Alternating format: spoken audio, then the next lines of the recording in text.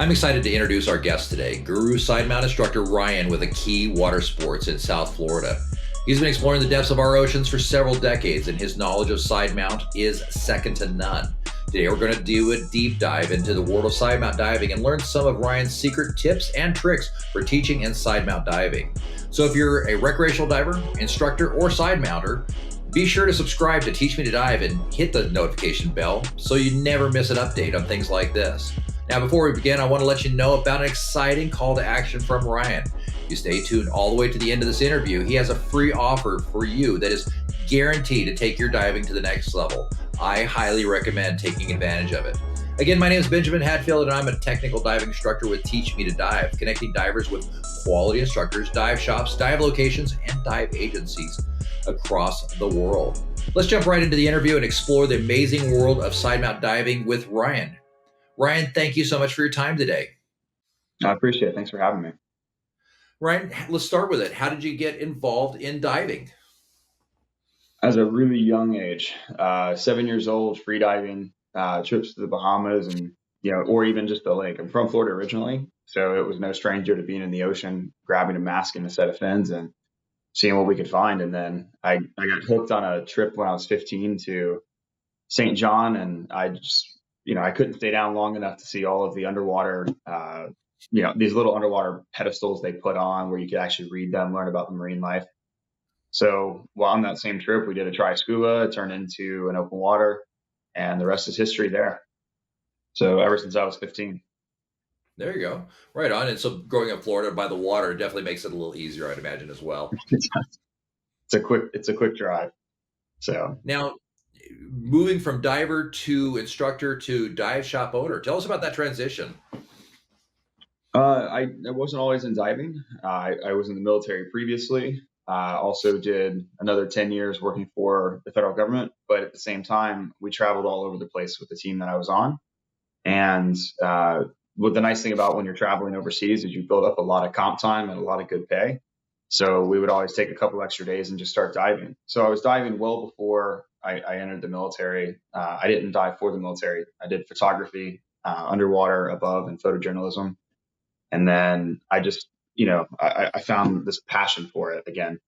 So that transition into instructing was people seeing photos and videos posted on MySpace back in the day.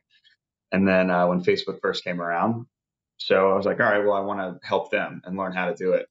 So I became a dive master. I was a dive master for around a year and a half. And then I was going through this weird transition with the hobby side of diving, meaning that I wanted to start going into technical diving, and I wasn't quite happy with the fact that nobody at the shop I had worked with was an actual technical diver. So I found another shop. I also saw the way that they were teaching. It was a UTD class at the time, a UTD Essentials one. My instructor was a good buddy, but he dove at a level that I had never seen at this point. Well, knowing me and being competitive, I wanted to do that too. So I put off my desire to do technical diving, and then I transitioned into diving at such a precision level like he was. The rest of that, I was hooked. When you get to see such a quick change in a student, or you develop these personal relationships, because you're spending so much time with them in the water, where previously I did a lot of just resort style classes, when I was coming up through the professional side, because I didn't know any better. And that just turned into this passion for it. I still had my 9 to 5, if you will, but every time I had a free day or a free weekend, I would travel somewhere and just go dive back to Florida, to Mexico, to North Carolina for the shipwrecks. And I always found that each trip I ran, I had more and more people wanting to go and wanting to learn more skills. So from the professional side, I was full-fledged professional a year and a half later, not without doing about 8 months of mentorship, which I'm a very big fan of. And then I also eventually picked up technical ratings, technical instructor ratings. And I've loved it ever since. So going into when I moved back to Florida, I was working for a private airline, doing general management with that, helping them get off the ground, pun intended. But after 3 years and the growth that we had with that company, I felt like my job was done. And I then started at the time what was called UTD water sports, because I was teaching primarily for UTD at this moment, doing all the precision training that they were known for. It wasn't from a branding side. I have a marketing background in business management and finance. I realized that I can't have a company that's just called, you know, UTD Water Sports Fort Lauderdale, because then how do I ever grow it and expand it? So I met with a branding agency, and that's where a key came from. We're trying to tell everybody in the message, get here, come use us. And then we realized that was actually the solution to it. So UTD Water Sports became a Key Water Sports back in 2016, and we never looked back. Picked up more instructors. Eventually, in 2020, Landon, who he's one of the owners in Deep Six, along with Chris Richardson. Landon partnered in with the Key, and him and I have been running it ever since in 2020. But doing everything from what I wanted to initially, which is open water and specialties, to we're full-fledged from SCUBA all the way through advanced trimix. He's a CCR and a cave instructor. I teach at a technical level, technical side mount, which is my bread and butter, as well as precision classes, and then everything in between. So kind of quick brief history and to bring us to where we're at now. Absolutely. No, it's great. And it's always interesting to watch the path that somebody gets from point A to point B in that. And some of it happens by happenstance. Some of it happens by planning. And I think a lot of it, with diving at least, it finds us. We have that calling, we have the desire, and to get to your level, you have that calling really deeply. And how do you get to continue doing that? You become an instructor, you move up the ranks, you want to do it more, you want to impact more lives, you become a dive shop owner. So that's fantastic. Now, moving over to Sidemount. So South Florida is not really, at least when you started out, wasn't really a side mount thing. I mean, in fact, there's a lot of looks you get being a side mount diver on a technical boat. How did you make the transition to side mount diving? So funny enough, when I first started diving in South Florida, nobody dived side mount at all. Or if they did, they were doing a trip from North Florida down here, but you never saw it on the boats ever. And I used to laugh, because some of my friends that now instruct side mount, the amount of joking, sarcasm for years and years and years, this will never take off, it has no place on boats. And I just kept laughing. Meanwhile, more and more students were wanting to go down that road because of back issues or the ease and use of comfort, playing on some of these wrecks that you just can't take a back mount system in. And, I used to laugh. So at this time, I've trained on 7 different systems. My second system I ever had was a Deco side mount bladder. I've built custom harnesses using a machine shop in Miami. I've even used SMBs before to build a travel setup, because if you understand physics and anatomy, you realize that it takes very little to actually streamline cylinders. But going back when I first started diving side mount in South Florida, nobody did it. And then more and more people were like, all right, there's interest. So now more people are becoming instructors, but that's a whole nother conversation for another time, how to truly be a good side mount instructor. And then here we are in a day and age where it's the cool thing on the block, but it's also the number one thing that I see outside of, improper technical teaching. It's the number one thing I see where people make things up to try to get things to work, as opposed to, keeping a very KISS principle when it comes to, you can't redefine the laws of physics, and certain things work with your anatomy. And there's certain measurements that we take. And if you know those and you package those together, then you can have a pretty decent diver, at least on video or in a photo, as you're developing them. So, but. Absolutely. I think we both had those students that we give them the principles, give them the basics, give them Correct. because the basic principles are the basic principles. There's a core element to side mount that physics can't change, and no matter how much of an engineer you think you are, it's not going to change. And you set them up, get them out there, and then a week later you see them in video where they've changed everything. You're like, why? and then the message to them, go back to the basics, buddy. And they're like, yeah, Right.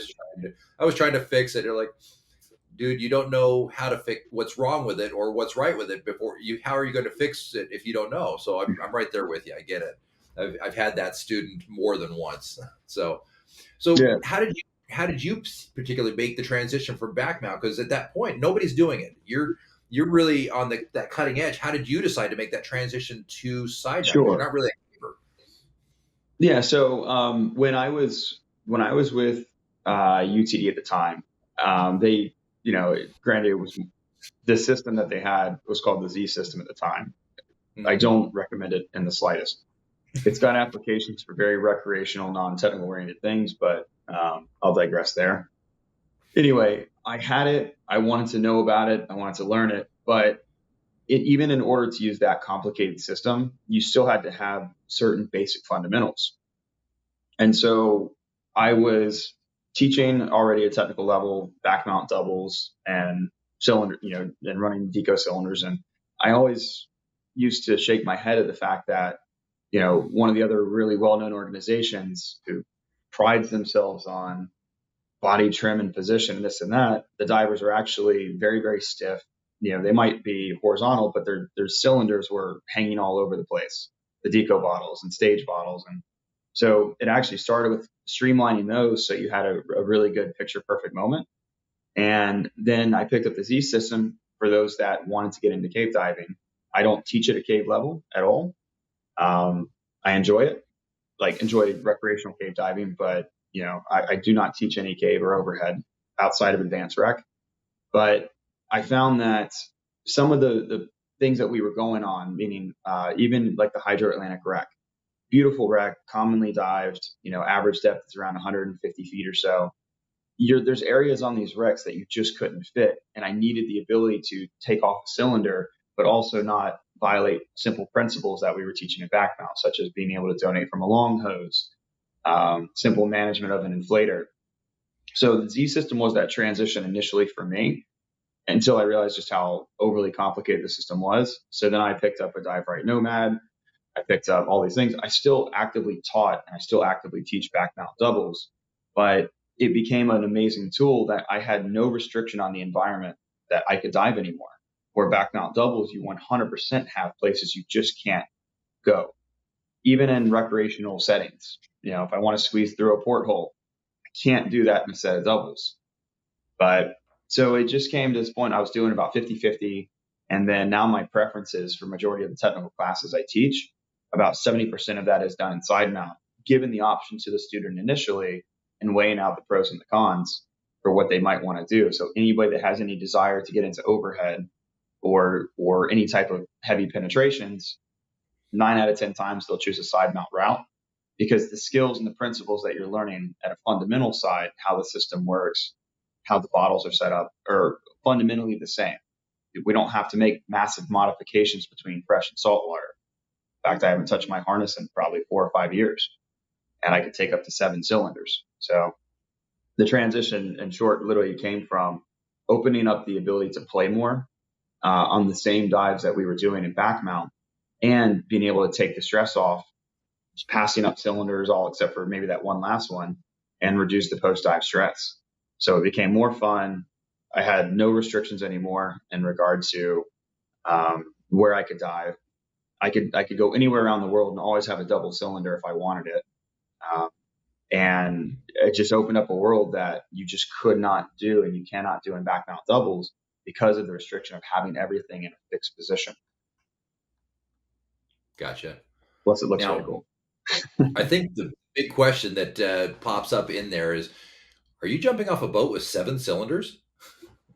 There have been times where we've had up to 6 cylinders that we, not every time are they clipped in.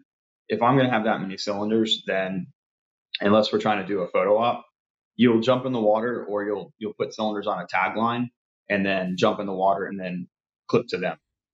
It's not Yeah, uncommon for advanced nitrox and deco classes, well, the deco side or heliotrox or extended range, to have 4 cylinders per person. Same thing if you were in back mount doubles. But sure. my big principle is I need to minimize pre and post dive stress on an individual. So one of the things I do love about side mount on a boat is you don't have that initial hard strain in standing up, because I can literally already be standing, have the cylinders, pull them forward on a bench where I'm completely weightless. Or, well, excuse me, the cylinders are essentially weightless because they're supported by the bench. And then either, take 2 steps and jump, or if the boat missed their mark, then I can unclip cylinders very, very quickly. Sure. I'm very just minimizing stress pre and post is the biggest thing, for prevention of potential TCS, cramps, anything that relates to that, all of a sudden that high blood pressure spike that you'll get, pre and post dive. Absolutely. So, what are the primary advantages do you see as in side mount diving, other than removing some of the weight and the stress tension? Um, I love the fact that I can, as I mentioned earlier, I can just grab a cylinder and go. I don't need any major specific configuration to just go have fun. I can carry it in front of me. I can carry it on my side. I can pick a side. If I'm in an area that I want to go explore a wall where doubles don't exist, I can create doubles immediately. But more than anything, I love the fact that you have complete and utter redundancy in your system, and they're isolated entirely. So I never feel like there's a situation I can't get out of. Assuming I had 2 cylinders, right? One cylinder, we always have a restriction of the cylinder itself, Of course. but I don't feel like there's any situation I cannot get out of. Or if it's a compounding scenario with another diver, then we've got multiple regs we can work with. We can feather far easier. There's just so many things that we can do, and all the control happens right in front of us, not best guess behind our head. So, and like I said, it's just the freedom and movement and mobility of even on some of these basic recreational sites where you can truly just have fun. Instead of swimming all the way around, say, a ship's hold, if there's a small opening, all right, well, let me just squeeze through there real quick. And now I started my dive. I don't waste an extra 11 minutes maybe doing a swim around if I don't have a scooter. So really the advantages for me are it's just so much more fun and less taxing on the body as long as you've had a proper setup, a good amount of instruction, and just fundamentals that you can then build up on. Absolutely. How have you seen the attitudes towards side mount change over the years? Well, as I mentioned, people used to bash it when they saw me on the boats, and then now fast forward 10 years, people want to call themselves side mount instructors, and that's fine. I mean, if somebody's having a great time, it's still recreational diving in the meantime, but it became the cool kid on the block. Just type in side mount in the Facebook group and you'll have 27 questions about the exact same things, although typically phrased slightly different, such as cylinder placement, how to do this, how to do that. So the attitude itself went from this will never take off, it's only supposed to be a specialized tool, to actual users of this discipline, meaning people that had, say, knee issues, or they just wanted to try something different, have gone down that road and have never looked back, and sold off all their back mount systems, and couldn't wait to post about it online. You'll always have the diehards. At one point, I was a diehard. And we're talking, almost 15 years ago. But it was more of an ignorant approach on my side because I just didn't fully understand the system, and I wasn't doing the dives I thought necessitated it. But little did I know, I wish even years ago more agencies followed RAID in this regard, where you could do open water side mount instruction like to people brand new and give the option. So because there's no difference in how we dive. Sure, your configuration setup is different, but it's so much more accepted in today's world. And I find the only time you really have a negative pushback are two things: people that don't have any training whatsoever, that put a system together themselves and they destroy the boats. But at the same time, watch many back mount divers, open water divers, they sit down and their cylinders are smashing on the hole, or they're tearing up benches. So you still get the same stuff. It just looks like it's more complicated on the side mount side.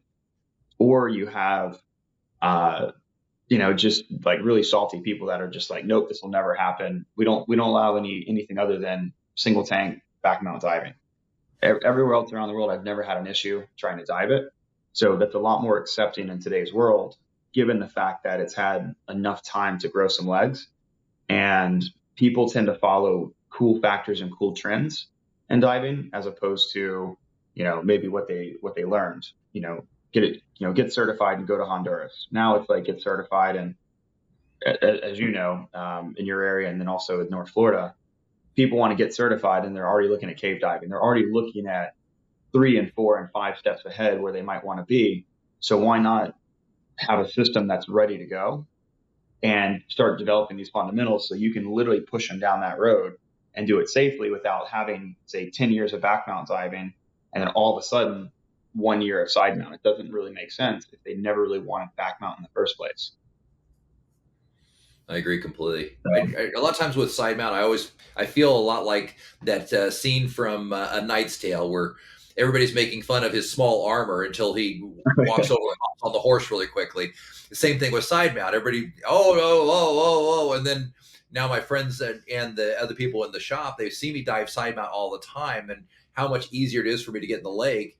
Or we went to Hawaii last month, and they see my photos where I came back and we were doing shore diving. And so instead of taking a single tank out, I grabbed 2 tanks, we go in for a shore dive, and I go in for 2.5, 3 hours instead of going in for an hour, coming out, waiting, going in for an hour, waiting, and coming out. So instead I'm just doing one big long dive, and they're like, wait a minute, you're doing all those all tech. And I'm like, no, I took 2 tanks in. I did a recreational dive for 2.5 hours. I was in tables. My deepest depth was 50 feet. I spent time on a reef for 3 hours. Tell me where you can do that as easily. And do you really want? And I keep a set of twin set HP 100s at the shop, just so people can see it. I says, okay, you can dive that, and I'm happy to teach you, or I can teach you how I've been doing and what you've been seeing. And they say, well, what about the doubles? I said, well, you pick them up and you tell me. Once they go, let's talk about side mount. It's funny, or one of the things that you just mentioned, which is probably the biggest advantage from an equipment side, is the fact that with side mount, if your harness is set up properly, you don't have to make changes to go between. I can go grab low pressure 50 cylinders, in 2 low pressure 50s weighs the same essentially as a high pressure 100. So I can go grab 2 low pressure 50s. I can go grab 2 aluminum 80s. I can get 2 40s. I can grab whatever cylinder selection I want that either matches, needing additional weight for my dry suit, or I can strip all the way down to, I only have 2 hours to go do a reef dive. I mean, realistically, an aluminum 80 will last me about 2.5 hours at 30 feet. But that part aside, I can always go grab, say, 250s if I need a little bit extra gas, or 240s, carry such minimal weight. And LP50s are, 7 liters, are actually heavier negatively at the end of a dive as opposed to 85s. So I don't have to worry about any additional weight whatsoever up to a 5 mil when I'm diving double 50s, but I have that option because they're not permanently fixed cylinders. So it is something that's nice that you can literally just grab and go whatever you want. The other benefit is, and this is for doubles in general, so whether back mount or on our side, I prefer on 100-foot dives not to do double dips. I prefer one and dones, right? I love doing 50 minutes to an hour at 115 feet, roughly 39 meters or so, and 35 meters, and just doing one and done. But if I can't, and I have to do the double dips, or I'm doing multiple dives in a day, the big advantage there is I don't leave any gas left back on the boat. So whatever I come up with doesn't just I don't change a cylinder out. And let's say I've got 40 cubic feet remaining, or half a cylinder, or 103 bar in an aluminum 80 left in that cylinder, and then I switch out and grab a brand new one and jump back in the water. You literally have just left, half of a cylinder behind. And doubles or side mount, specifically side mount, because of the waiting side for recreational diving, I take all my gas in on dive number 2, no matter what. I don't leave anything breathable behind on the boat. So where everybody else is, there's probably hundreds of cubic feet with all the cylinders that people left behind, I'm stacking my deck in my favor for dive number 2, where I've got more stress, more nitrogen absorption. I can spend a little bit more time on my ascent because I don't have to worry about, running out of gas. I actually now have whatever I finished my first dive with added to my second dive that I've already planned. And it's a wonderful thing knowing that you've got not only that redundancy, but I may have just went from an aluminum 80, or 80 cubic feet of gas. I mean, and now I might be starting my second dive with 110 cubic feet. So it's such an advantage not leaving gas behind and changing out and just jumping in the water on some of those types of dives. But again, that would be if you're moving from single tank to double tank. And a lot of people here in Florida want to do that because we do have a lot of 100-foot wrecks. So if you've got the training for it, it's a great advantage. But absolutely. Yeah, get the most out of your dives. I mean, you pay for the dive. Let's get all of it and enjoy it. I mean, we don't want to spend time on sitting on the boat talking about it. We want to do the dive. So I'm right there with you. Absolutely. So what's been the biggest obstacle do you feel growing Sidemount in South Florida?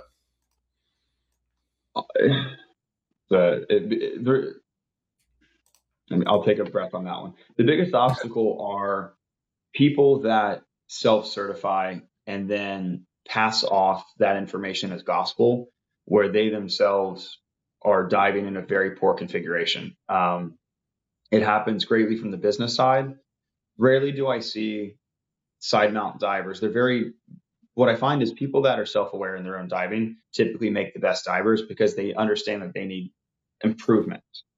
But what I find more so than anything is it's the dive businesses and dive owners or some of the instructors that may have only had, a quick, I'll leave the agency out, but a quick specialty 1-day class. And now they want to teach it, right? Because you can self-certify.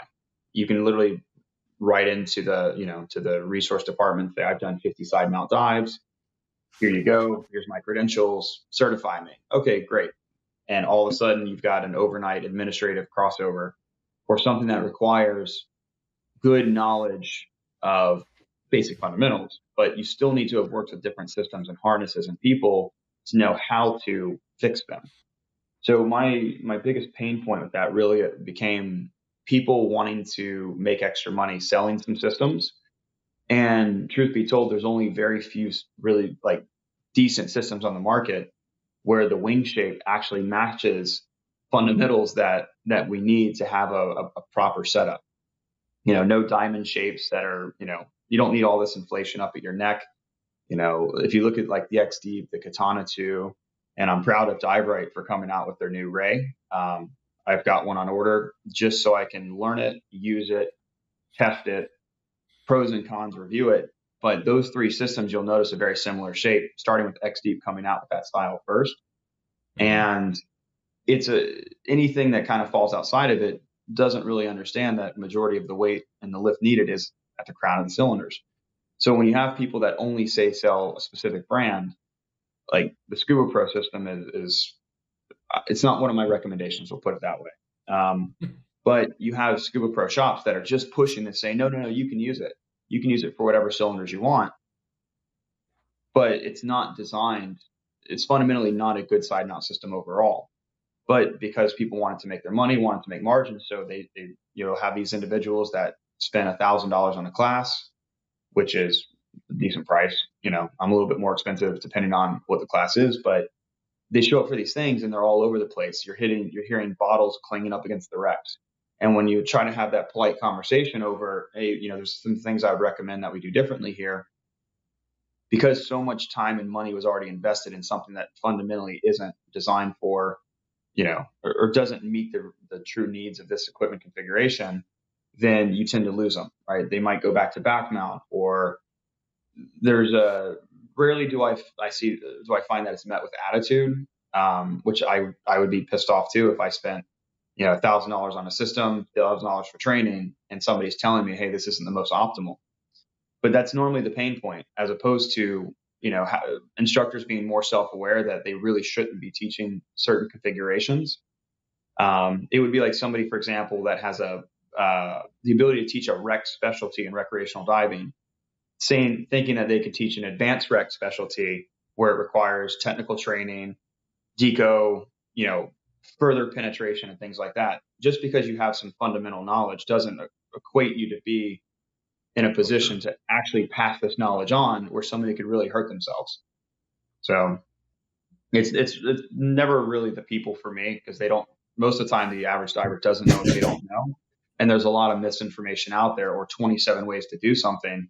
And when I work with students, they come in, I strip everything down and we start from scratch. Everything needs to be able to be cut off, meaning the bungee to the inflator hose. You only need 2 D-rings on your waist, for example, and you can dive whatever cylinders you want. You don't have to have different configurations between, cylinder to cylinder.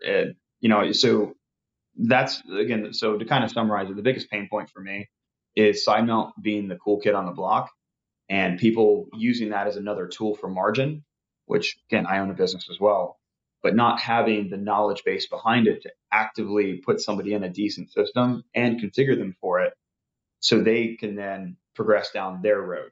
Because many side mount instructors don't have equipment configuration setup skills. They only have, here, I learned from Andy Davis how to set up my bottles, so now I'm going to pass that on to a student. So the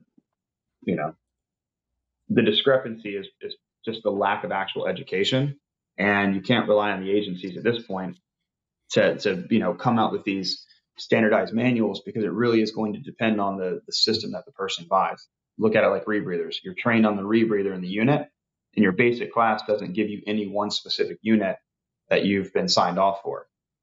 So if I don't know if that makes sense, but It does. It does. I get you completely. Absolutely. So I've had the pleasure of watching you teach, and you're definitely a ninja gremlin with some of your students. I like it. I like it a lot, and it's unless you have some gremlins in a training course, especially when you're starting to do rec pen or deco, you're not really learning. But tell us about your training style.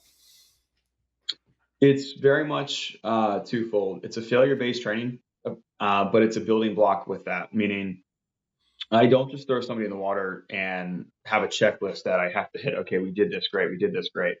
And it's not one of these where you're just trying to throw a bunch of failures to be, to have this macho attitude. Mine is Sure. always develop the body first. And what I mean by that is when you're working with the person's body, and most of this is done in dry runs, you're teaching a little bit of isometrics. You're separating the lower half from the upper half. And when somebody gains control of their body and you show them how to actually be able to contract and release different muscle groups, then they can truly be relaxed in the water. Now it takes a little bit of time, and there's things we can work on from course to course, or I'm sorry, from session to session. But if you develop the body first, a good head up position without stretching, shoulders in the most relaxed position as possible, no arch in the back whatsoever, outside of a natural arch, releasing tension in the hamstrings, then you literally are reinforcing stability. And being and living in a, when we're, in this underwater world, we're staying in such a position that is going to be natural for diving, but also taking stress off the body immediately. So when it comes time for me to task load, that's less carbon dioxide buildup I have to worry about. That's less, micro tensioning that's going on. And you can truly allow that person to feel what's happening in the water. Whether they're dropping a shoulder, they'll, if it's the right, they'll drop to the right side. So it's always build the body first. And in doing so, you're starting to build the mindset. And the reason where the mindset comes in is when you have somebody signed up for a class and paying this kind of money, then the expectation is they're going to dive often. Fortunately, the customer base that I have, we have that conversation ahead of time, which is we're going to spend probably 3 or 4 hours outside of the water, really reinforcing some of these skills and working on the body. So the body then moves into personal skills, placement of your regulators, placement of your valves, valve manipulation. Okay, great. We've done it all with vision, and I love no mask work. So the mask comes off, you flip it around backward, and now we're going to do another 5 to 10 minutes of no mask training, because you need to be comfortable and it reinforce the fact that you know where everything's located, your inflator hoses, and it doesn't matter if this is back mount, side mount, whatever the class, it's all classes. When you've got that comfort, the other thing people don't realize is a mask skill is nothing more than a breathing skill. So if you utilize no mask work as a way to help reinforce really good buoyancy, people tend to focus on whatever task at hand you gave them, and they go back to breathing more natural, believe it or not. Math skills are just breathing skills, and that's it. And breathing skills are buoyancy skills. Proper weighting and balance is for that trim component. Once they're there, now we compound. Now we start going into the focus on interactions with another diver, such as environmental considerations, who's going to lead the dive, navigation, out of gas drills, S&B deployments with out of gas. It's the basic skills circuit for every class that somebody has to have a proficient side to before we can keep pushing further and further and further. And it just depends on the class with what skills I have to accomplish.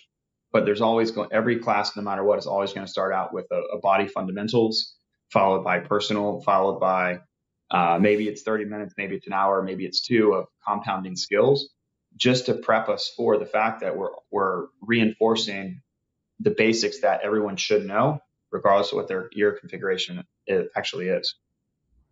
And then we just go exponential from there.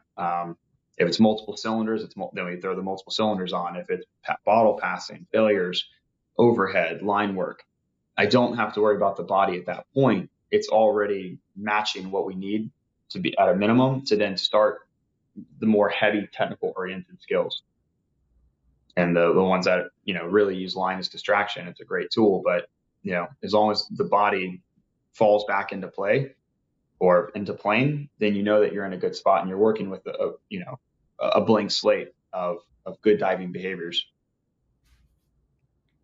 That's awesome. Build the body first, build that muscle memory, and build it relaxed so that it's not a consideration.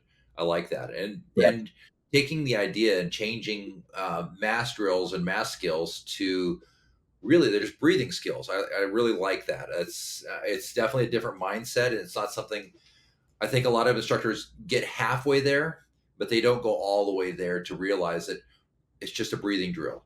Once you take that out of the equation and relax, if you get breathing drills down, then you have buoyancy drills down and buoyancy skills.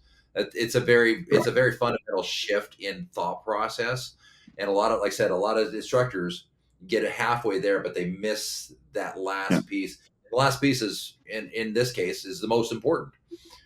So I like that quite a bit.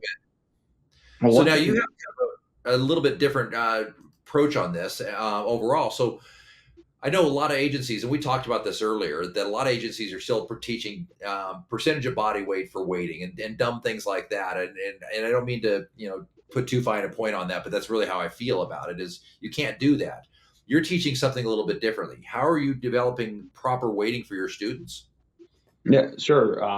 Real quick, if I may, for instructors that are listening, when you're approaching a math skill, for some reason, it became this big thing online and all over that a student should feel anxious with, like, oh, maths were my one. Change the way that they think, and do that as simple as put the question back on them. Such as, if I were to ask you, Ben, do you need a mask to go scuba diving? What would be your response? Well, of course, no.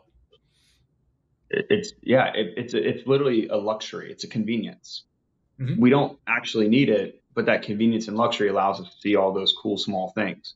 But you technically, just to breathe in this world, you don't need one at all.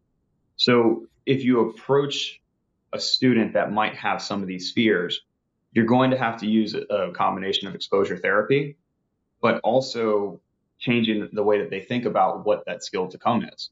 So if people realize that a mask literally is nothing more than a luxury or a convenience to then allow us to just have a little bit more detail, a little bit more stuff to see, but it's not a necessity, and you dumb down the fact that if they lose their mask underwater, honestly, who cares? Just inhale, exhale. You can go all the way to the surface that way and be relatively safe. Then you just change the way that you're approaching the thing. Don't give emphasis on, oh, I know it's a tough skill, or I know a lot of people freak out. No, skip all that entirely. You know what? This is just a luxury, and I'm going to teach you how to be luxurious underwater. You've got to change the way that some of these skills are approached that cause anxiety to a student because they've spent too much time online hearing about how everybody struggled, but it's nothing more than a breathing skill. So with that part said, moving into that last component, if you don't mind repeating the very last part of that question that you just asked. Oh, no worries. What we were talking about is just a lot of agencies still teach that idea of body weight percentage for weighting. Oh, and so right. How do you approach ideal weighting for students that makes you unique? Well, the theme here has always been you can't change the laws of physics, so we work with them. A person, every piece of gear we have is fixed. It's all fixed weight. And all the engineers and manufacturers and people that are much smarter than us when it comes to that equipment have already told you what things weigh in both fresh and salt. So the only variable I do not know is what the individual diver needs and what the individual diver needs plus their exposure protection while they're wearing it. So we don't need to overcomplicate by having these guessing games. By me explaining this 5 minute process, for example, or me taking 5 minutes to explain it, you could have already had 2 or 3 students properly weighted. So it's nothing more than, let's say it's an open water class and we have to do the tread water portion in the first place. Well, if all I need to do is figure out what a student weighs or what a student needs and their buoyancy characteristics and their exposure suit, during your 10 minutes of tread water, you bring a student over to the wall. They just don't touch it. You've already explained that you can start with 2 pounds or 1 kilo, hold it to your chest. Just exhale. Exhale everything. If the student is able to go down and stay down without coming back up, then you know that they're going to be somewhere around that 2 pounds or 1 kilo, but they still have to be able to take half a lung volume in. So if they're able, at the weight where they're able to go down and stay down, I simply add another 1 kilo or 2 pounds to allow for a natural breath in. So they go down, they stay down there, they push off the bottom, or you can snap underwater. It's amazing how sound travels. Or my feet, I can't show you my feet here, but my feet are hanging down underneath their armpits. So when they go down, I can literally just pick my feet back up and I can bring them up immediately because they're kind of sitting here like this. And I hook my feet underneath if we're in a pool. So they come up and we can find specifically what they need. Then, because we're talking about proper weighting, I can take everything that's negative on the system. For example, I have nothing but backplates. I have no jacket style BCDs. Conversation for another time, and I never will. So, but I can take, for example, like the 10-pound steel plates that we have because we're diving saltwater all the time. I know that my 10-pound plate is 10 pounds negative. My regulators are 2 pounds. That's 12 pounds of ballast that I can apply. But let's say that the student needed 10 pounds to be neutral. And neutral is not at eye level.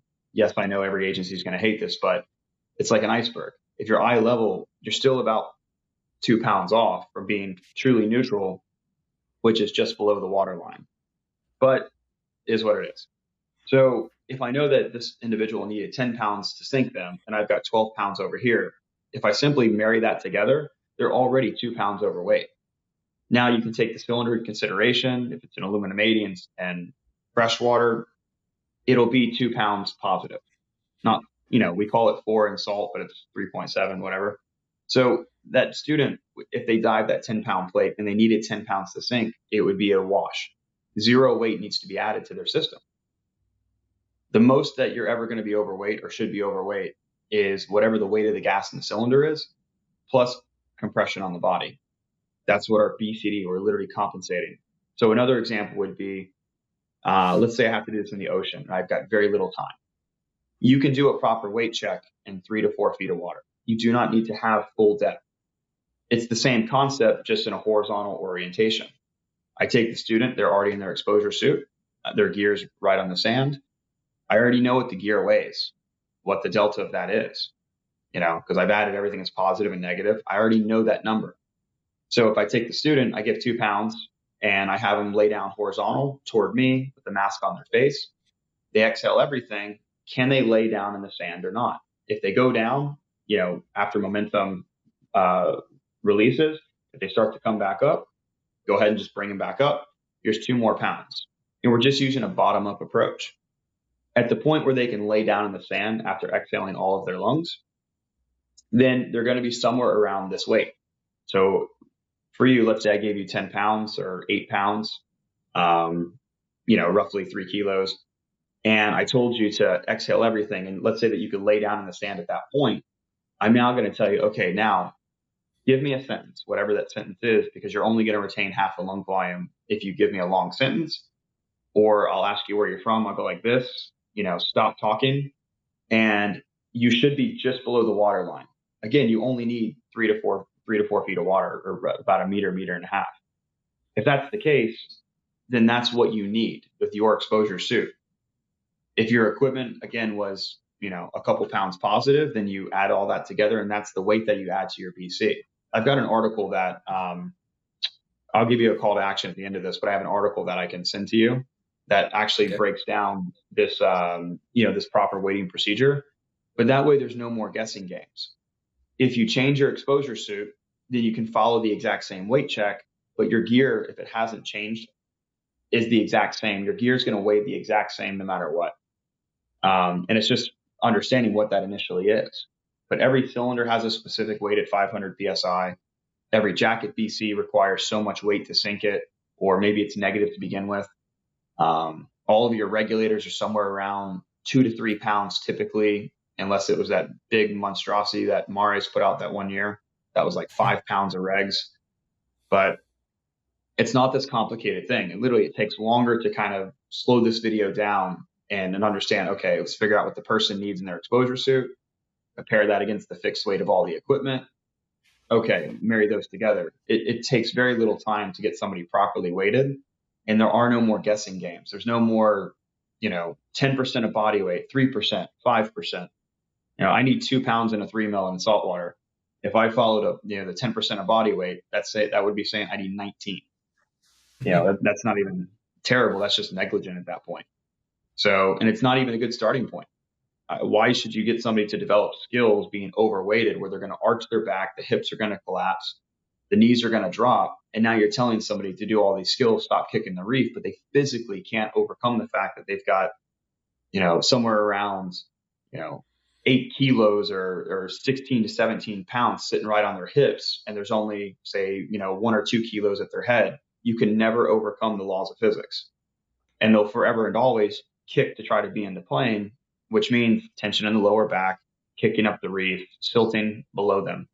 And you're trying to figure out how to actually fix this, and it's really fix the weighting. So, Absolutely.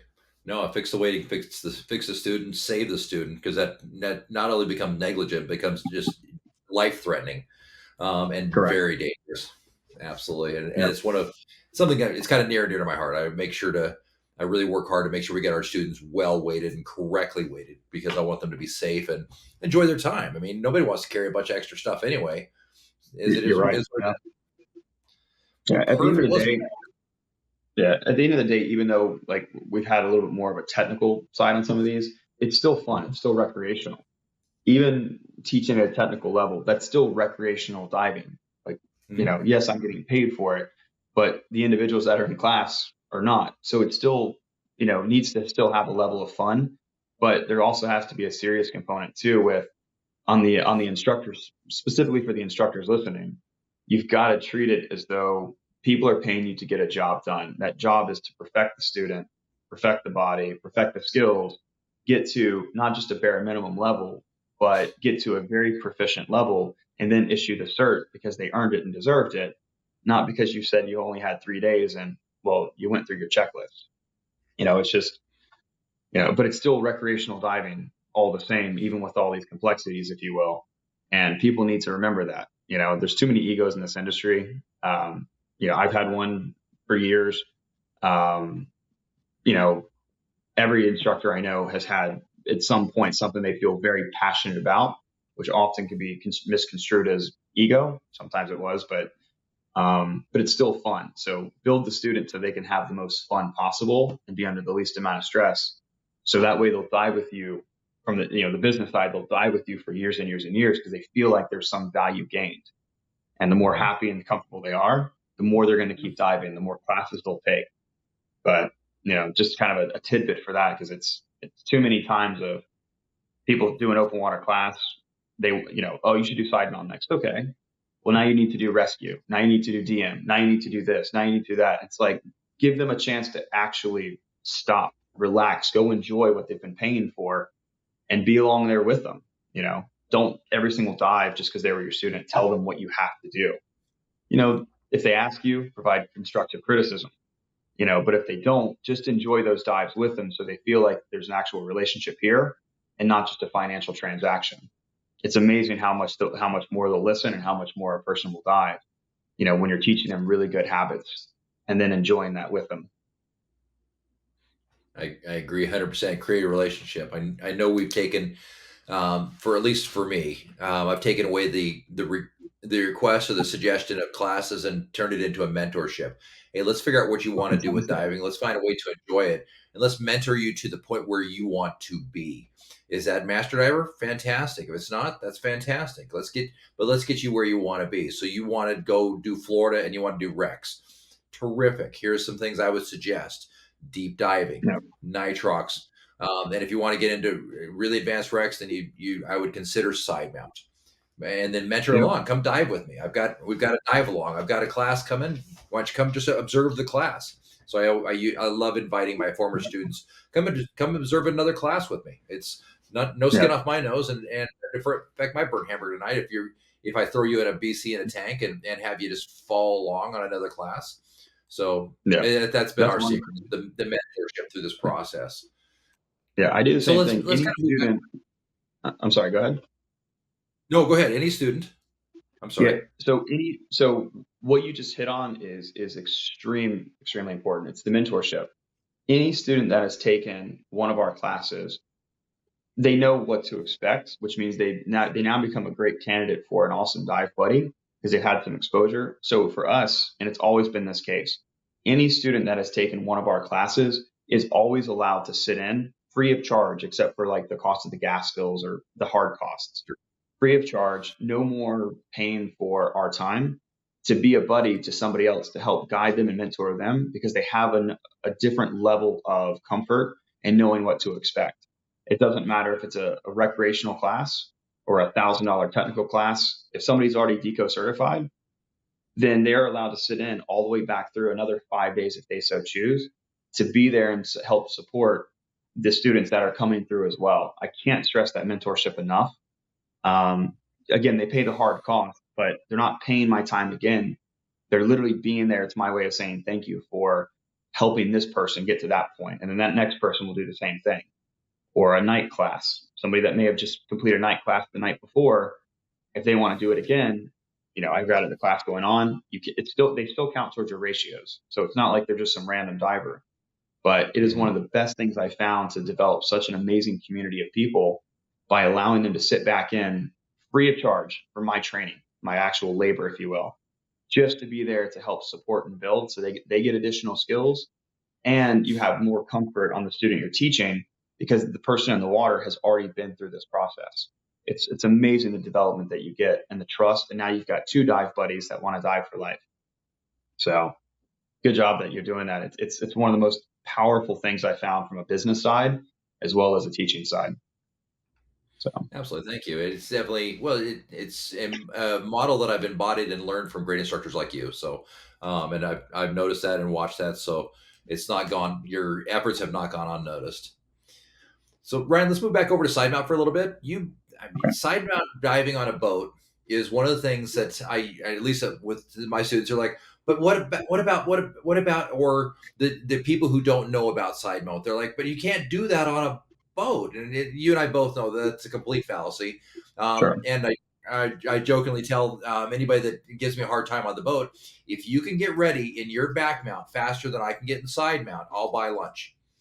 It's a Absolutely. good one. I love it. My, I stole that from Steve Martin, to be honest with you. But that's my thing. If you can get ready and get in the water faster than me on the boat, lunch is on me. Absolutely. So talk to us about your secrets for boat diving and side mount and entry, exit, and everything else. Sure. Most people at this point, when they get on a boat, we've already had preparation in the classroom.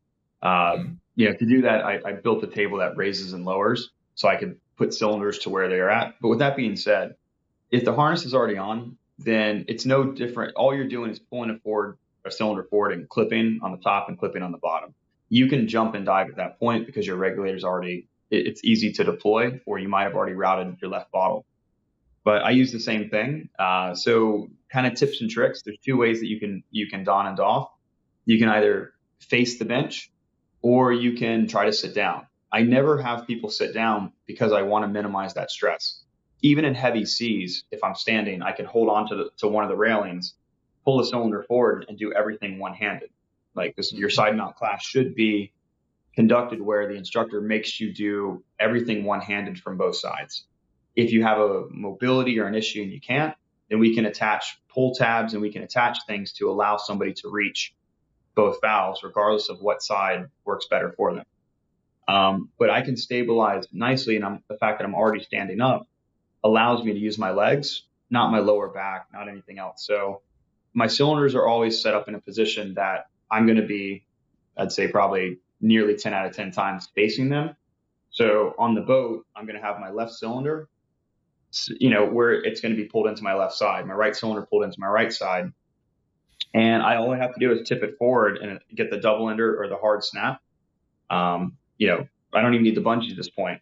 Just literally tilt the cylinder forward, clip it to the chest. So even if you fall side to side, then, or you kind of feel like the boat's moving, the cylinder helps to anchor and ground you because it's keeping weight a little bit forward. But it should be nothing more than clipping in the top, clipping in the bottom, and then, of course, routing your regulators appropriately. Always the left reg first, followed by the right. And then when you're coming out of the water, the same thing. My right regulator gets cleaned up, and it gets clipped back to the double ender because I'm going to pass my right bottle up only once I've reached the surface and I'm getting ready to come up the ladder. The left bottle always stays on because it is inflation and it's still the ability to breathe. But I always strip down to the one cylinder left coming back out of the water. When I walk to the bench, they go right back in the same place as I put them on. Left cylinder on the left side as I'm facing it, right cylinder on the right. And I undo the bungees underwater because it's the easiest place. And now I'm just on hard clips, top and bottom. The space component, I have no more space than a back mount diver, meaning they're 2 cylinders wide. They're sitting on the bench. That's the same amount of space that we need to gear up because I can bring my cylinders forward to my front side. And then when I stand up and then I go walk, then they'll shift to the sides here because we've got a proper setup on our bolt snap placements. But extremely, extremely easy. The key component is some boats, they block from underneath the bench. So it's hard to get your fins on, but most people can just bend their leg backward at a 90, like you're going to stand on one foot or do a flamingo. And if your system's set up appropriately, then you can just reach back, slide your fin on. Another easy component is, fin strap should never be extremely, extremely tight because that'll restrict your ankle motion and cause for improper kicking. So my fins, believe it or not, I can throw it on the ground and I can step into it and just, pick my foot up and put the heel strap into position. I'll do a video on that in the coming weeks. But yeah, it shouldn't take any more than 2 cylinder wide and then just a hard clip on the top and the bottom so you can maintain balance and control. Don't be the guy sitting down on a bench unless there's almost nobody there trying to put your cylinders on and then, spinning side to side where now you're taking up the space of 5 divers and making it look terrible because you feel like the cylinders have to be on first, before you stand up. The amount of stress on the back is the same thing you're going to experience in back mount doubles where the moment you stand up, you could very well have a strain or a muscle spasm or something along those lines. And it's very difficult in heavy seas. And it only gets worse the more cylinders that we add. So, protect your body, protect your back, practice. All you need is a chair to practice before you go on a boat. If you feel like you still have some issues, clipping a cylinder in when things are moving, just go find something on dry land to just practice clipping in and being efficient and just repeat the same motion every time. But always follow it left regulator, inflator, followed by the right regulator and jump. And you'll be fine every time. Just keep it simple. That's fantastic advice, and making sure to stand up and do it that way rather than be the guy sitting down. And it's a lot of tanks and a lot of space, and we don't want to be that guy. That's for sure. Fantastic, Ryan. A lot of great information today. How do I take a class from you? So on the banner, you'll see our tag, Get a Key. The website is getakey.com, GETAQUI.com, and you can click on Book Now. Or you can also contact via Facebook, which is same thing, Get a Key. Send us a message. Any one of our instructors. There's 6 instructors in total at a key. For me specifically, if you're sending a request, just tag me in it and say, I'd like to speak to Ryan. Or if it's Landon, or if you're looking for cave training, just put in the subject what you're specifically looking for. And yeah, we're all very, very responsive. So we have the 754 number that if you go to the website as well, that's our phone number. That comes to 5 of us also. So we can make sure that your situation is understood. We do evaluation dives all the time. So if somebody wants to know where their skill set is at, then we do an evaluation dive. We video, we debrief it, and we set up a game plan for how to get you where you need to be. And it just, that mentorship that you mentioned earlier, Ben, that you're doing, we do the exact same thing. So just be a little more specific when you're requesting, or if you just need general information, we already have some preset documents that we put together that outlines how we go through our technical courses, how we go through our Sidemount classes, or any other recreational or technical class that you may want to take. So Fantastic. I think it's for everybody out there. If you're looking for a top-notch Sidemount instructor, Ryan is absolutely it. I have watched him teach, watched him train, and watched the satisfaction on his students' faces. So I've been very fortunate in that as well. So Ryan, what are you currently working on? The biggest one now, I have another technical Sidemount class coming up. I just finished one of my favorite classes to teach, which is what we call it a skills matrix. It's not an agency curriculum. It's one that we've developed at a key, which really combines physics, anatomy, kinesiology, isometrics. And I love teaching those because it breaks down where somebody's at and then develops good, strong habits. And then, other than that, finally enjoying some fruits of the labor. Went Mexico or cave diving in Mexico in January. Spent 5 days diving in Cuba. Had a couple more A&DP classes to teach. Going to Nicaragua next month to look at some potential places to set up dive sites. So finally enjoying and having some fun as well. But yeah, a lot of the projects I have going on are these foundational type courses because this is the next wave of divers going into overhead environments or technical environments and things like that. So much fun, to be quite honest. It's the project is fun, like as the overarching thing, and then everything we do underneath that still has to meet the needs of just having fun. So absolutely, diving should be fun. I tell my students that if you're not having fun in this class, there's something wrong. We need to step back and figure that out. So let's make sure we're having fun. This is not a serious sport, right? We're teaching people, as Woody Alpern would say, we're teaching people to do nothing and enjoy it. It's true. There's always the business side, but sometimes too, instructors need to there's a point in time where, and my background's business, so if you're not making money, it's a hobby, not a business. But there's also times too where, from the business side, people need to pull back a little bit and also come to terms with their own ability to get a student, to a certain place. And if they can't do it, also have the fortitude that yes, you're going to lose out on a couple dollars, but by having a sound knowledge set or a person you can send them to, or somebody that you would train with yourself. And that's how I always approach it. If there's something I can't do, then I send them to somebody that I would go train under. And when it comes to precision buoyancy and these kind of things, like I have a very, very, very high bar that an instructor has to be able to meet, regardless of what classes they can teach, before I would want to take their class. And that's also the kind of person I would send one of my students to, where if I needed more mentorship. So, don't be afraid of finding a mentor that you can work underneath, because at the end of the day, from the business side, your students are going to be a byproduct of you, and you don't want to just make up a bunch of things that it's going to pass on to them. And the industry is pretty brutal online. So here they are, posting a beautiful video of a dive that they're so passionate about, and people are just starting to nitpick it because we didn't put them in the right position in the very first place. So, but remember, it's still having fun. We have to make money from the business side, and there's many, many ways to do it. But at a certain point, it's not all about the money. When it comes to a person that's trusting you with their life, with their time, with the money that they've made, and just an overall good experience. So just keep delivering that each and every time. That's fantastic. So you said it had a call to action for us at the end. What's your call to action today? So the call to action would be, for anybody that's listening, go out with a buddy. Despite I teach solo diving, but go out with a buddy, set up a tripod, give them a camera, go film yourself underwater. No photos.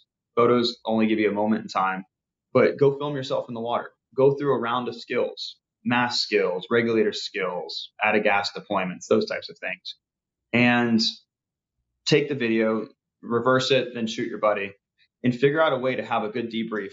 Find the things that you know that you need to work on, and don't be afraid to post it. Or there's many, many helpful groups. So if you guys would like to send it to us at a key, we'll be happy to watch the video free of charge, give some feedback, some advice. It's not a sales pitch, I promise you. It literally is. We specialize in all the micro tensions, and there's certain things that we can help you with to overcome some of these habits that may have been formed, whether it's kicking, whether it's wading's pretty easy to see by looking at VC. But anyway, I'll be happy to have myself or any of the instructors look through some of this video, put it in a Dropbox, share us the link. Don't send us, 40 gigs worth of video, but I'll be happy to take a look at it to help get you guys under, at least down a right path, or something that you could then, bring to your instructor and say, listen, I really want to work on my kicks. And here's what was mentioned or discussed. So we'll be happy to do that for any of the listeners of the show. Just make sure you send us the link to the video, because it only takes 10 or 15 minutes to have a good solid overview. But shoot yourself from the front in a stable position. Shoot yourself moving. If you find that you can't hover in one spot, it's okay to do that as well. But the call to action really is, let's see what you look like underwater, and let's work on the constructive criticism and the debriefing side, not only between you and your buddy, but we'll be happy to jump in and help you out as well. Like I said, on the house. If we have to get in the water, or if you're local here to South Florida, not free, but we can discuss that at a later point in time. But it doesn't matter where you're coming from, South Florida, Michigan, don't really care. But I do this with a lot of individuals just to provide just so people have a way to get to us and have an expert opinion over how you could potentially work on some of these things, especially if you don't have access to the ocean like we do within 3 or 4 minutes. So, Ryan, thank you. That's a fantastic offer, and it's something I strongly encourage everybody to do.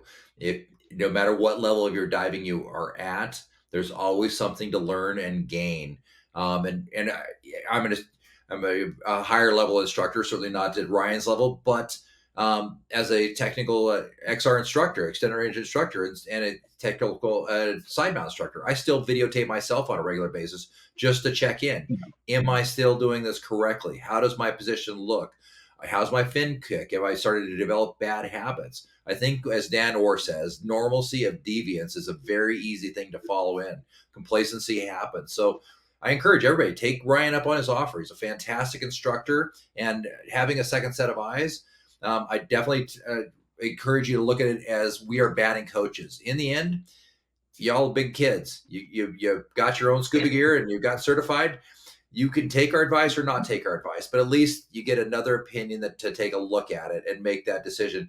Is this something I want to follow? Is it not something I follow? My encouragement, if Ryan gives you a pointer, take the pointer. It's well deserved and well earned for the amount of time and expertise that he's got. Ryan, thank you for coming on today. I really appreciate all that you've given us today. It's been a wealth of knowledge for me and for everybody out there. Thank you for having me. I appreciate it very much.